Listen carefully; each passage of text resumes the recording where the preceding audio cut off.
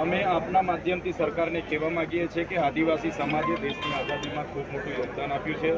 આઝાદી પછી પ્રદેશ અને દેશના વિકાસમાં પણ ડેમો આવ્યા, કોરિડોર આવ્યા, રોડ રસ્તા આવ્યા, હાઇડ્રો પ્રોજેક્ટ આવ્યા, આંબા ડુંગર જેવા યુટીએલ પ્રોજેક્ટ આવ્યા, જીઆઈડીસી બધામાં જમીનો આપી છે। પછી પણ આદિવાસીઓ માટે આજે લડેંગે જીતેંગે જિંદાબાદ મુર્દાબાદ જ કરવાનું અમારે હોય તો હવે અમે સહન કરવાના નથી। હવે જો હાઇડ્રો પ્રોજેક્ટના નામે અમારા ખેડૂતોની જમીનો લેવા માટે જે કલેક્ટર, એસપી, પોલીસને લેવામાં આવે છે ત્યારે એમને કહેવા માંગીએ છીએ કે અમારા આદિવાસીઓને સંરક્ષણવાનું કામ કરશો તો ચાહે પોલીસ ખાતું હોય, જંગલ ખાતું હોય, અમે જે દિવસે રોડ પર ઉતરીશું તે દિવસે પાટણમાં જે આદિવાસીઓ કરી છે એ પ્રકારે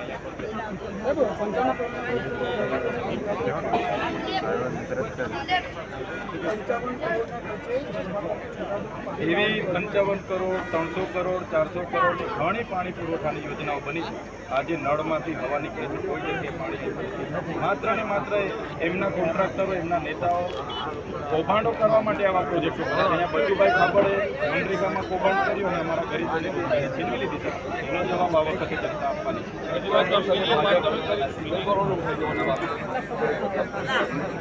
અમે લોકશાહીના ઢબે ચૂંટણીઓ લડવા માંગીએ અને ભાજપના લોકો ચૂંટણી વગર જીતીને શાસનમાં આવીને એમની મારપીડી કરવા ત્યારે લોકશાહી બચાવવા માટે અમે લડીએ છીએ।